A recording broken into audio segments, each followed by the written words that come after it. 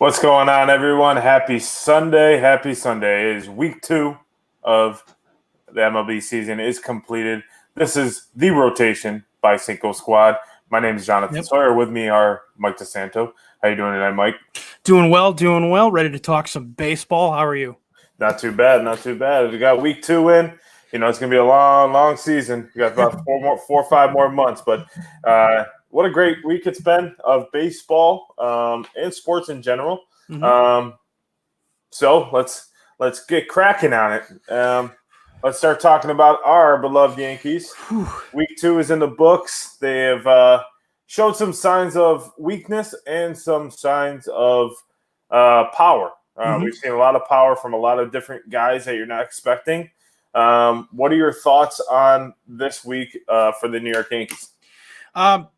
Overall, I think it was a good week for the team. I mean, like you said, there was obviously some slip-ups, especially in the first game of the Minnesota series. That wasn't good. But at the same time, Johnny Brito had been so good in his first couple starts of the year. He's a rookie. They all have games like that where their stuff's just flat and they get hit. I appreciate as much as criticism as we've given Aaron Boone in the past about his managing of a pitching staff, particularly his starting pitchers. I like that he at least gave Brito an opportunity to try to work through it and gave a kind of a show of confidence in that first inning. He didn't end up making it through that first inning, but a vote of confidence like, no, let's see if you can work out of it. And then when it became, a little too much, he's like, okay, bad game. We'll try to pick you up. Well, there's one or two things, right? There's the confidence, but also how early you want to go to your bullpen. Right. Especially given 8 games in 8 days, I think. Yeah, so and the bullpen I was listening to Talking Yanks, and they were talking about how that they were utilizing a lot of bullpen in the last series they were in. Who were they play? Cleveland. They used a lot of bullpen guys. So I know with Brito's first start against Minnesota, they were trying to eliminate that factor. So it's one or two ways, right? Like you got a guy that's going in, he's getting smacked in the beginning of the game. And how do you not have someone up in the pen after the first home run? You can know real soon if a guy's got it or not, right? Right. He gave up back to back. It wasn't like it was middle of the order. It was the first 3 batters of the game. He gave up 3 homers. So after the first homer, I would got someone up in the pen.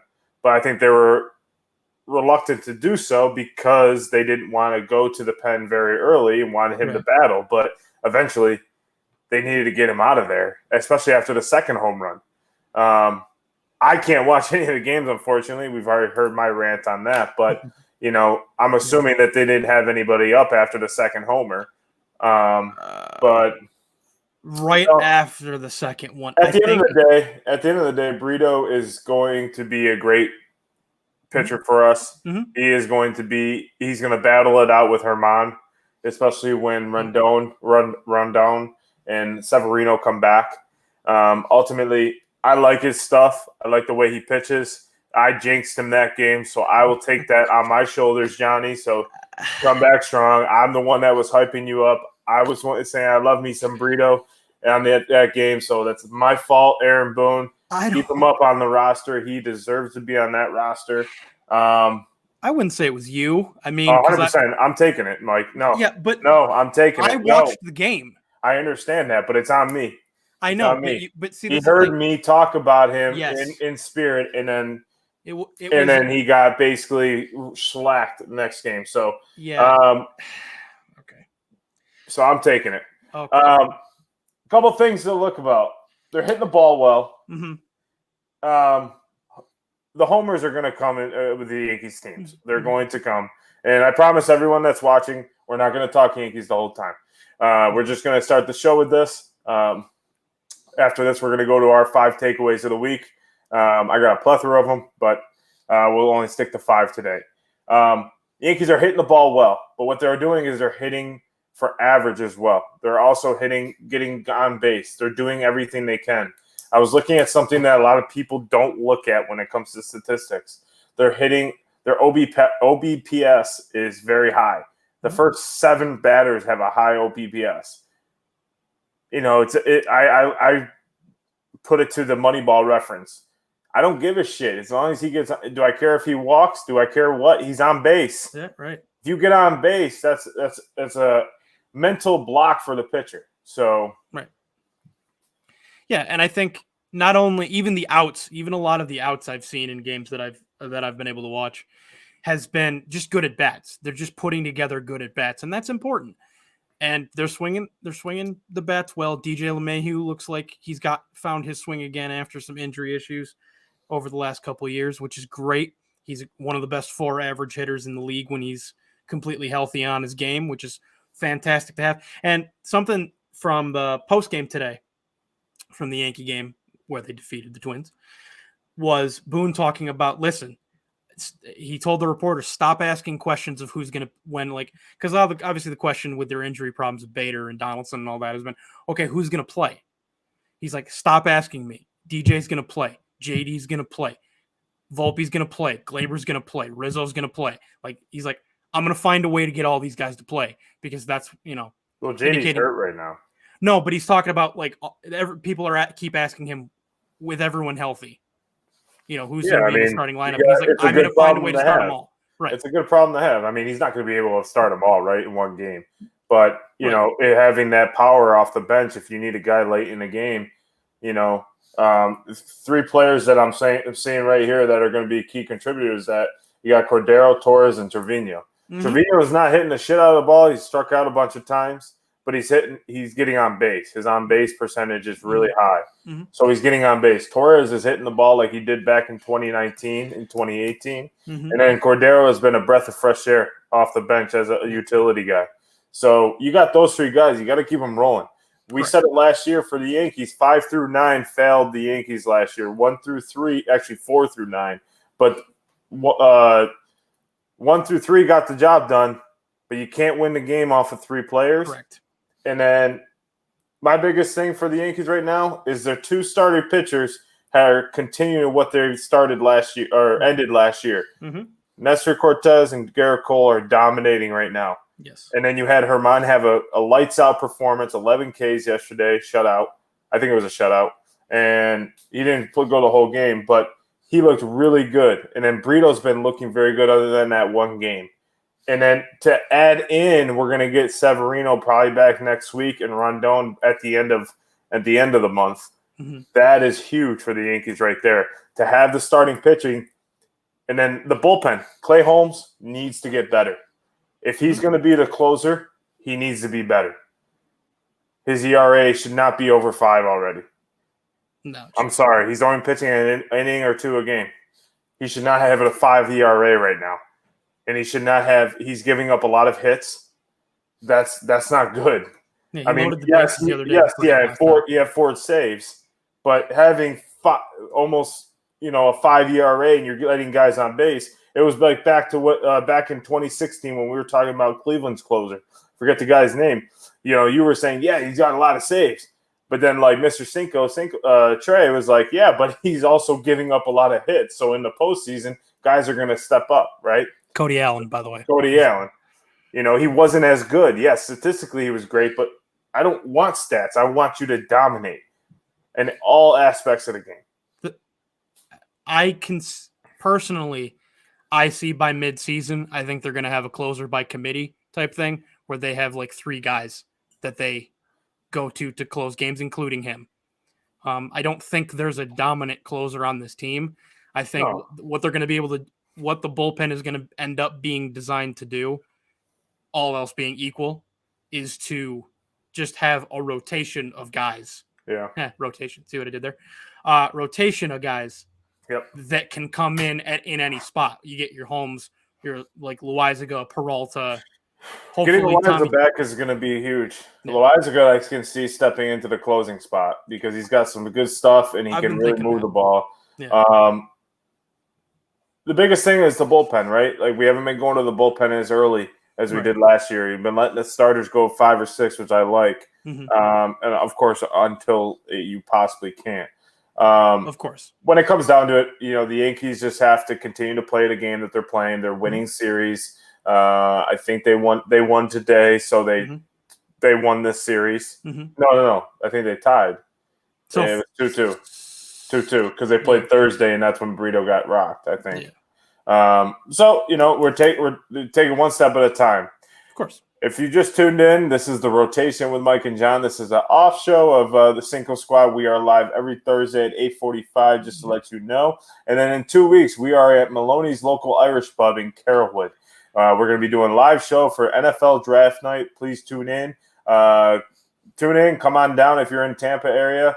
We're going to be going live 7:30 Eastern on 4/27/2023. So can't wait to see everyone there. But this is the Rotation. This is the MLB week of the show. Mike and Jon's 5 takeaways. Let's get to those takeaways, Mike. Let's go over to the whole MLB landscape. It's been a pretty interesting season. I'm not sure if the pace of play has helped or hurt, but we'll go throw it to you for your first takeaway of the week. Well, for that, just my 2 cents on that. I think it's helped. I was astounded at the fact that we were 2 hours into the Yankee game today, and they were in the bottom of the 8th. Yeah, I've never seen that in my life that I can remember. So, which I think is awesome because it's more exciting. But my first takeaway of the week, we go out to both Western divisions, and I'm thinking the way it looks right now, both West divisions are going to see a lot of lead changes throughout the year. Yep. It's just there have been so far the 2 most competitive with each other divisions, both the NL and AL West. So yeah, it just looks like you're going to see a lot of jockeying for position as the year continues to go on. I think a lot of teams had a lot of opportunities in the free agency with and 2 teams that are leading the divisions right now, the Diamondbacks and who just swept the Marlins. The Diamondbacks and the Texas Rangers.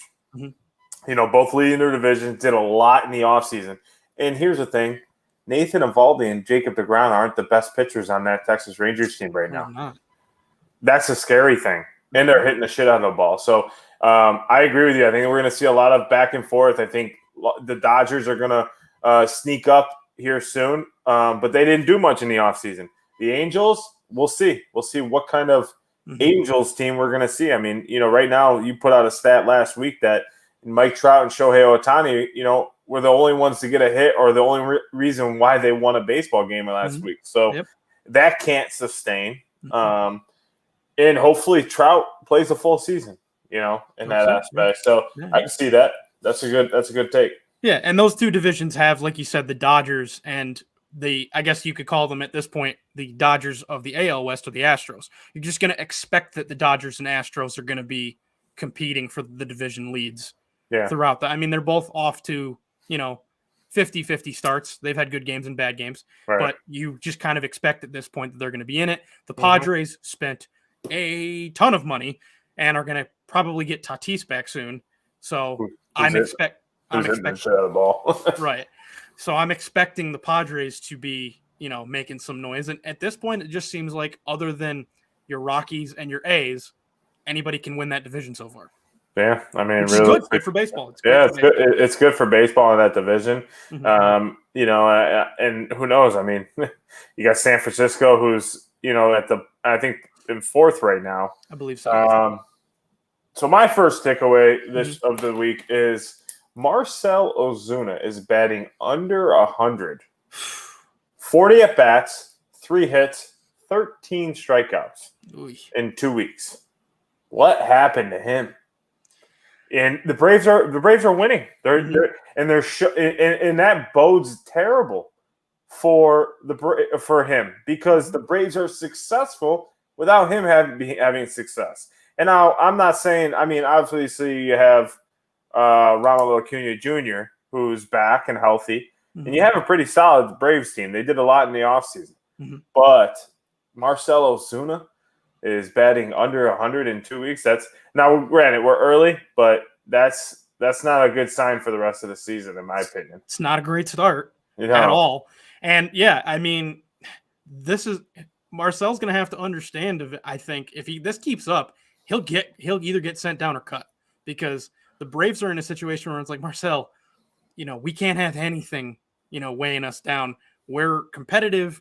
we have expectations that we're going to win. We've built this roster to win. So, yeah, if this keeps up, don't be surprised if you see Ozuna either in AAA or as a free agent. I mean, I can't see him doing that because I think they're paying him a lot of money to put him down in the minors. And they would have to either cut him. I mean, last 7 days, .63.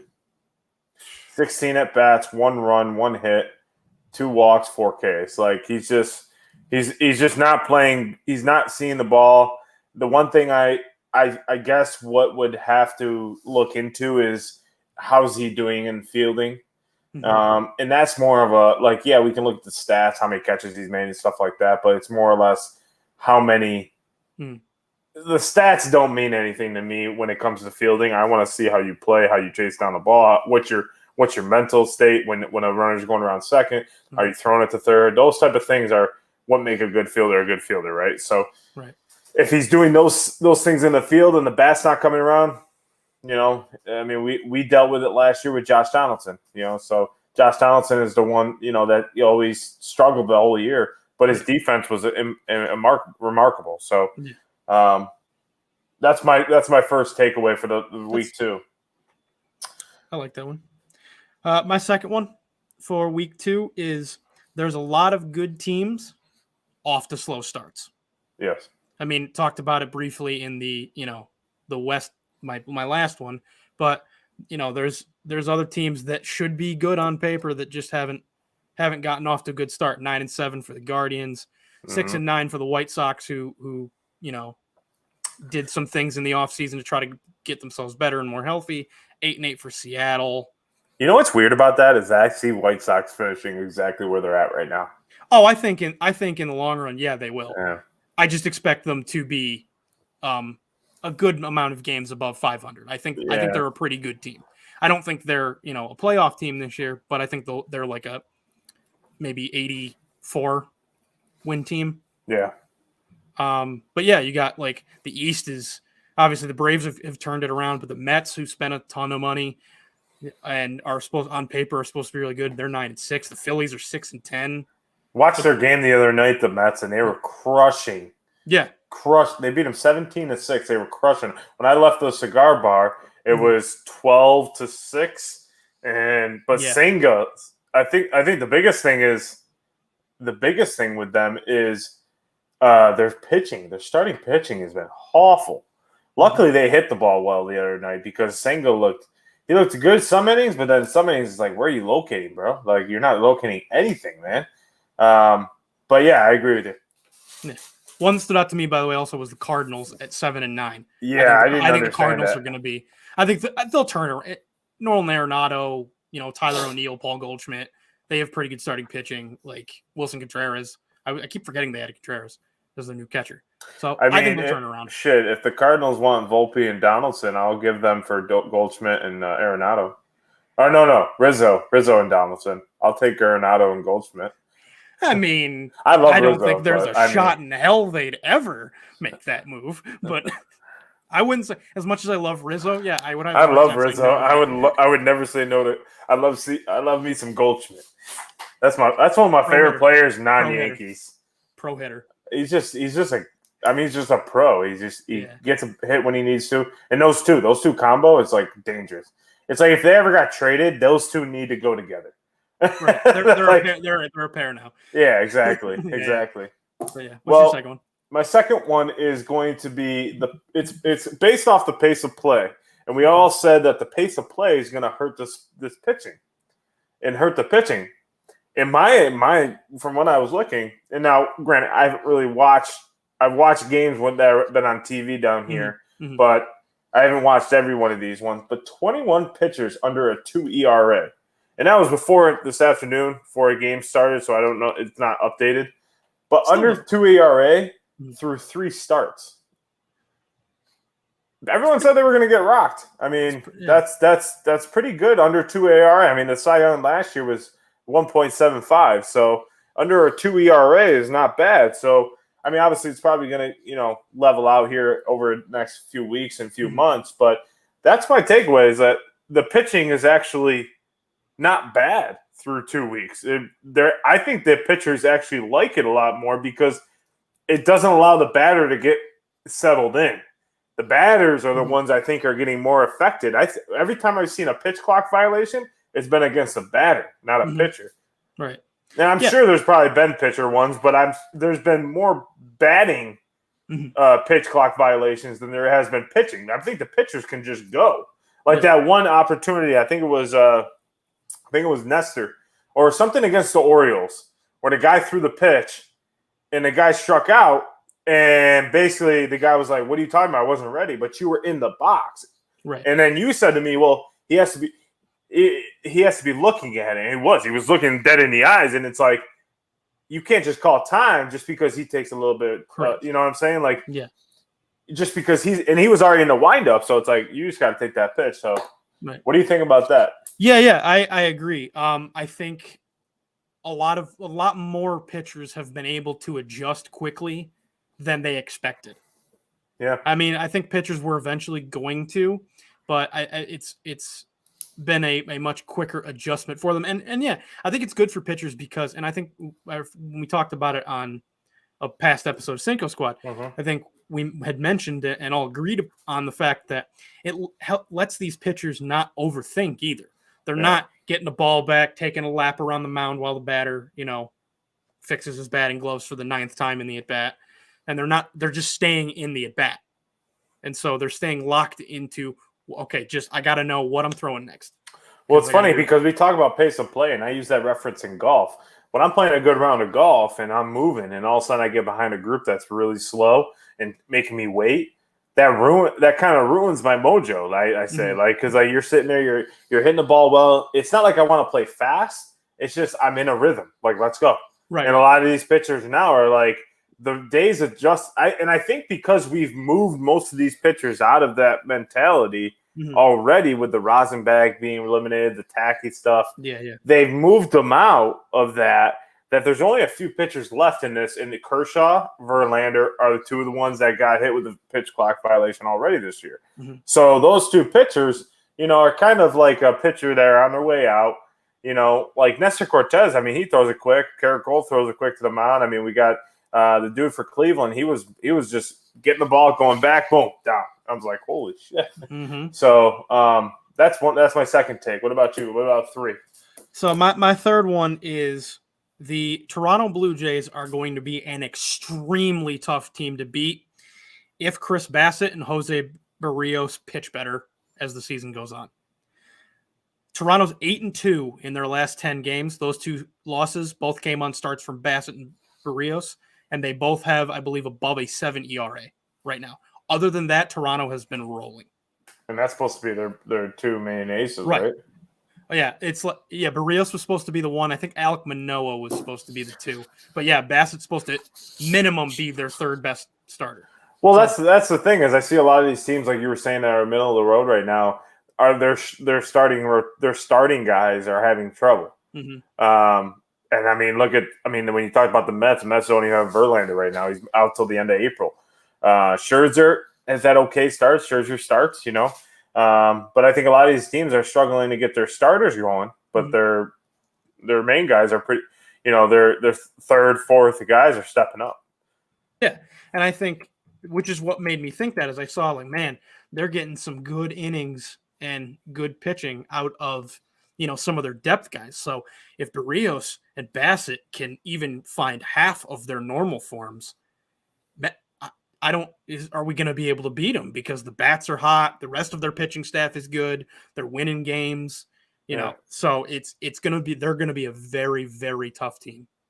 Yeah. They definitely can be. I mean, they definitely were the hot team coming into the season that people were high on in the East, AL East. So, we'll see. I mean, I think the Yankees are as equally as good. Bat-wise, I think they were second better than them in pitching.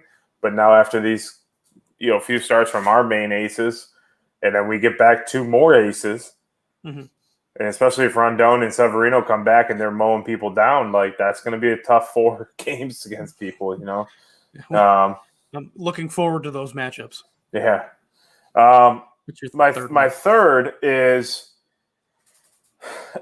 One of the things that I was noticing is a lot more minor leaguers are getting called up over the last 2 weeks. So this goes back to my point with the whole, why is the spring training 4 weeks? Because they're essentially utilizing they know the guys they want, right? Mm-hmm. So you have 2 weeks. I get 4 weeks for like training, running, getting back chemistry, that stuff like that. Mm-hmm. But I don't believe in all the 4.5 weeks we have of spring training if you know who you want to have up, right? So when it comes down to it, a lot more minor leaguers I notice are getting called up and getting opportunities to play. Obviously, guys are getting hurt, but they're getting called up regardless and getting some playing time. Have you noticed that a lot more minor leaguers are getting, not only with the Yankees, but like getting called up and having the opportunity to play over the couple weeks, because this is real baseball now. This is where you're going to see real live pitching. Mm-hmm. This is where you're going to see the real guys. You're going to see Garrett Cole for 9 innings. You're going to see Max Scherzer. You're going to see the guy from Cleveland. I forget his name. You're going to see the pitchers for Houston. Like, you're going to see them for 9, as long as they can go. So what are your thoughts on that? Yeah, so I have noticed that. That was something that kind of clicked into my head as well. Particularly today, the shortstop that the Angels called up this morning, that was their first round pick last season in the draft last June. Yeah. So he's already up in the majors. And from what I've seen, it's a combination of guys getting hurt and also these teams' plans not working out the way they wanted, because with this particular call up with the Angels, this prospect is going to be their new starting shortstop, and they sent down David Fletcher, who was their current starting shortstop and had been with the team, whether he was playing short, third, or second, for 6 years. Yeah. So my thing is, right, with that, being said, why not have those 2 weeks during the major season? Because the first 2 weeks of the season, let's be realistic, this is just getting back in the flow of things. Mm-hmm. You're getting your travel, getting used to it again. Why not have that part of, the minor league call-ups, those type of things? Because that's what I've noticed over the last 2 weeks, that teams their top guys that they wanted to are getting called up. You know what I mean? So that's what I've noticed, that, it's not a bad thing, because a lot of these guys are playing phenomenal. Mm-hmm. Volpe is playing great, and he was our starting. He wasn't a call-up. But now Peraza has the opportunity to come up and redeem himself from spring training. Mm-hmm. Yeah. I think a lot of these prospects may have been up, if not for the fact that the league is really trending towards you need to have a deep team to be successful over the long haul. I mean, we've talked about it's a 162 game season. It's a long season. So you need more teams are buying into that idea of, we got to have our top prospects ready, plus some former major leaguers on the AAA team that can come up and help us, plus the 26 guys that are on the major league team. And hell, you may even need some of your AA prospects eventually. I don't doubt in the Yankees case that Jason Dominguez is going to be up at some point. Probably in August, I would say August or September. And you and I have talked off the air before about kind of what some of that idea is. August, September call-ups, because it doesn't count for a year service time. And, so it pushes their arbitration back an extra season on their contract, all that kind of business sense. So I think there's a lot of factors, but I have noticed that teams are more prepared to call up top prospects when they need them. All right. Yeah, I mean, I agree with you. What is your fourth take? My fourth take is it's changed a little bit in the last couple of games, but overall, Javier Baez just seems lost in Detroit. Oh, yeah. Last couple games since the benching, he's turned it around. He's had a couple good games at the plate. He's still hitting 184 right now. He's going to, the batting average, even though even coming off that, that's still going to come up. It's what he's done in the last 2 games that's important. And it's not just hitting. It's just sense of baseball. He doesn't seem like he wants to be there, because, there was one I saw that fly out. There was one out, and he tagged up. Or no, he never even tagged. He just took off on the hit. And he was thrown out. It was only one out. And it's just looking at him, some of the swings he's making, it's the ball's not even close to the zone. He's not even reading well. So, long season, but It just, it could be a very, very long season if you're not hitting well and can't turn it around. So I don't know what is going on with him, but he needs to do something and maybe take some time away from the team, do something. I don't know, but he's just doing the same thing over and over again. That's the definition of insanity. Yeah, exactly. I think it might help him, and I know they're paying him a lot of money. I know he's a big star. Might help him to go down to AAA for maybe a couple weeks, and just less pressure. Just take some at bats. Just take a step back. That could hurt his confidence, though. Yeah, but I think that could work totally in the opposite direction.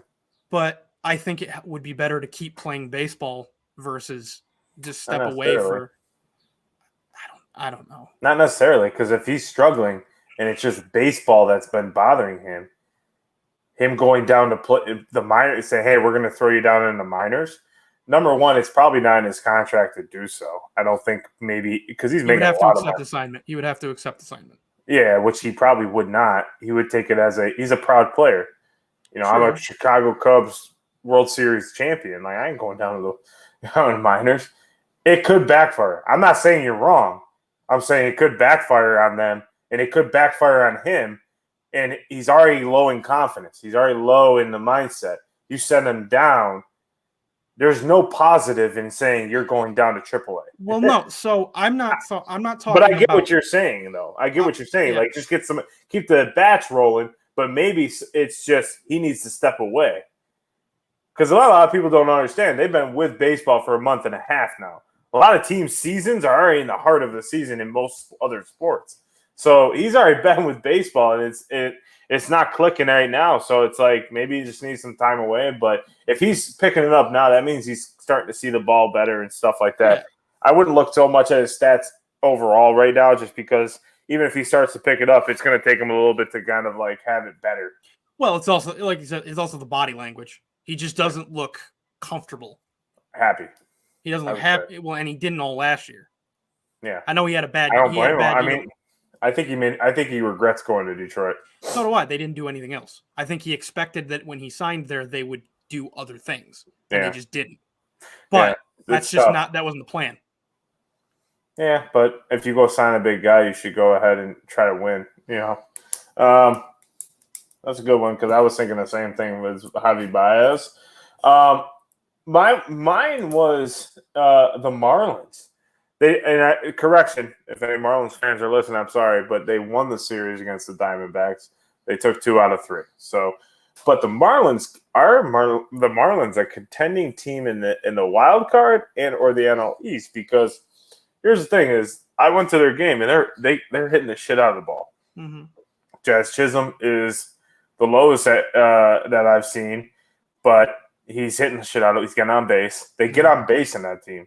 And they do the things that you need to do. Their 2 stars, Sandy Alcantara is not even their best pitcher right now, so that's showing a lot of signs. Mm-hmm. That's what I have question mark here is their pitching. Their bullpen is kind of shaky. Can they contend like they did in 2020? Make a playoff run, make a playoff wild card run. I mean, their bats are there. Luis Ariz leads the league in average. Just went for and shout out to Luis Ariz for having the Marlins' first ever cycle. So that was pretty impressive having that. But he's hitting the shit out of the ball. He's just seeing the ball. It's like a balloon to him. And I watched him in person. It was incredible. The 3 guys that Jorge Soler, man, that guy's got some pop. Oh my gosh. He hits the shit out of the ball. And I didn't realize they had him until their lineup is pretty strong. Mm-hmm. And then they have what's his face from the Rays? Forget his name. Oh, Joey Wendell. Joey Wendell. He's a good gap to gap contact hitter. So I mean, they're not. They get a couple guys that's rolling, starting while Alcantara gets going. Are they a contending team for a playoff push? Now we're way ahead of that, right? We're way away from that. But do you feel like they could contend over 162 games? I think they could. They're one of those teams I kind of peg as in the middle. Yeah. Where it could go either way. I think they have the potential, yes, to contend and steal a wild card spot because they're young, have energy. There's not a lot of expectation, so they can play free and easy the way they have been. At the same time, I think, it's kind of a double-edged sword that we see with some of these teams a lot of times with the Marlins. They're young. Yeah, they've added some veterans like Wendell, Gene Segura, Arise, and that's great. Jazz Chisholm's still young, but he's a budding superstar. But their depth is young. And like we said before, in today's MLB, you kind of need a deeper roster to really have a good full season, to contend for a full season. So I think if they can continue to get the most out of their young players, out of their role players, and allow, some breathing room for guys like Chisholm, Arise, and Segura and Wendell and some of their top guys to, play that free and easy way that the Marlins have been playing, I think absolutely they can. Okay. Yeah, I mean, I said it all week. I said they've been looking good. I've been actually getting some of the games on TV here, and I've been watching them play, and it's pretty impressive to watching what they're doing. And they're starting off hot. Obviously, most of these teams do start off hot, and then kind of July and August when it kind of just comes down. But I see this team. They're young enough where they can last. And then, like I said, if Alcantara can get rolling, I mean, I can't see themselves, not contending for a wild card push. Do I think they're going to win the East? No. Right. I think the Braves are going to take that division at this point. But Marlins could contend. Yeah, and I think the future's bright for them. I do think the future's very bright. And Mike, for your Cinco take of the week. Cinco take of the week is this. Overall, I think it's a good one to finish off with for me. Overall, through 2 weeks of this league, right? This is starting to look like it might be the most competitive season we've seen in a while. I had that down. I said the same thing. Just with the new system, the pitch clock, and stuff like that. I feel like it too. I said I have that written down. It's not my fifth, but I have that written down. Yeah, there's so many teams that look competitive that you didn't expect to be competitive, that look like they're acclimating to these new rules and to this new pace of play even better than we expected, which is great. Yeah. I think that so far I have been really enjoying this baseball season because it's fun to be able to, if the Yankees got a night off or they played earlier and there's a night game, it's fun to just turn games on again. Used to be like, okay, Yankee game's over. Is there any interesting game on after this? Or, you know what I mean? Or can I kind of wash my hands of baseball for the night and we'll pick it back up tomorrow? Well, I think that has to do with the pace of play. I mean, I think that has a huge difference in what's going on right now is you're able to sit there and watch a game and be done with it in 2 hours, right? It's more fast-paced. Guys are moving. Like, it feels a little bit more fast-paced that you're sitting there and not sitting there like watching, like, okay, here comes Boone for the third time this inning. Okay, here comes, there's a limit now on what guys can do. And, okay, now he pitched over to the first base 10 times. All right, now the batter's doing this. Nomar would never make it in this. No. He at least had to do this like 75 times. All right, good. It's like count remains 0-1 for the last half hour. Yeah, right. Yeah. No, but I've been enjoying being able to look at baseball and go, okay, give me pretty much any matchup in the league right now. I'll watch it. Yeah. And I'll expect a pretty good game out of it. Right. So, yeah, I think that's awesome. What is your Cinco to wrap us up? So, my fifth take of the week is the Texas Rangers. They have been playing great baseball. Corey Seager is hitting the shit out of the ball. And they're, like I said in the beginning of the podcast, if you missed it, their two best pitchers are not Nathan Eovaldi and Jacob deGrom. deGrom had a good outing today, but they have had a very slow start ramping up, and that's a good sign for Texas. Corey Seager's playing well, the rest of the roster is playing well, and they look like they could take the West. Now, you tell me that in the beginning of the year, I was going to say, Seattle. I was going to say Houston. I put Texas third. But now it looks like Texas is going to dominate that division and probably push the Astros to third at this point if Seattle can get rolling and get the bats rolling. Mm-hmm. So that was my fifth take. That's my fifth take of the week. Yeah, no, I think Texas has lived up to the hype coming out of the offseason, because that was one of the biggest stories of the offseason was, they got DeGrom and they got Evaldi and they went and hired Bruce Bochy as their manager. Like, they made moves, but there were still people, a lot of analysts and, scouts and former GMs and all that talking on TV and on the radio and stuff about how, but they're not quite ready yet. They still have to get past Seattle and Houston. And I remember sitting back and going, man, if they can get these new guys to click with what they had been building before, they could be a real problem for Seattle and Houston. Now, I still am going to kind of stick by what I was thinking entering the year, which is I think Seattle's going to end up winning the division. Yeah. I think they only added to the success they had in the offseason. Yeah. So, I can see that. I mean, like I said, we talking about this is week 26, and we're in that, or week 25. We'll see when we get there, right? And it's still the same situation. Then I'm in a different take, but I could see Seattle picking it up. Yeah. They got good pitching, and they're we're waiting for their bats to come alive. Honestly, and I think that's with a lot of teams, like you mentioned in the beginning, that it's a slow start, but it's also a competitive start too.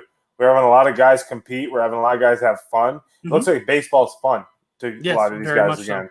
So. And that's a good thing. So, definitely great week of baseball. We got, week 3 coming up. A lot of competitive matchups. One thing I want to mention, though, is that the Rays, some honorable mention, the Rays are 13-2, and they finally played a competitive team and lost that series. They won today, but they lost that series. So, as much as people were all on that Rays bandwagon, they didn't really play that good of competition. They played Boston, played Oakland, played Washington, and I forgot the 4th series. It doesn't matter, but they played bottom feeders of the league, and now they play Toronto. So now here comes the true competition. Detroit, by the way. Detroit. So, yeah. Well, Mike. That was week 2 of MLB, the rotation with Mike and Jon. This is a side show, I would say, of our original show, which comes on every Thursday with Grandpa Jay. Every Thursday, 8:45 Eastern, we will be doing episode 55, Thursday, 8:45 Eastern. Make sure you follow right below on all of our socials. We'll put the link tree on all the live Facebook, YouTube, and Twitter. So make sure you go follow us. Comment if you guys want to see something different on this show, just let us know. We'll definitely change some things up. But this was our 5 takeaways, hence the rotation this week. Mike, any final thoughts? Yeah, very excited to see what week 3 of the baseball season has in store for us. Very excited to see what our New York Yankees can do, and and I'm excited to see how this game keeps getting more fun and more competitive. And please check us out on Thursday. And if you're in the Tampa area, come check us out on draft night. Yeah, NFL draft night, April 27th at 7:30 Eastern, Maloney's local Irish pub, and we'll be there live in person. We have some cool things we're giving away there. And, I mean, Maloney's is a great local Irish pub. Got good beer, burgers, and great wings. So come on down, have a good time, watch who your team picks, and join the squad. Until next Sunday, 7 p.m. Eastern, we'll see you next week, guys. Have a great rest of your week. Bye, everybody.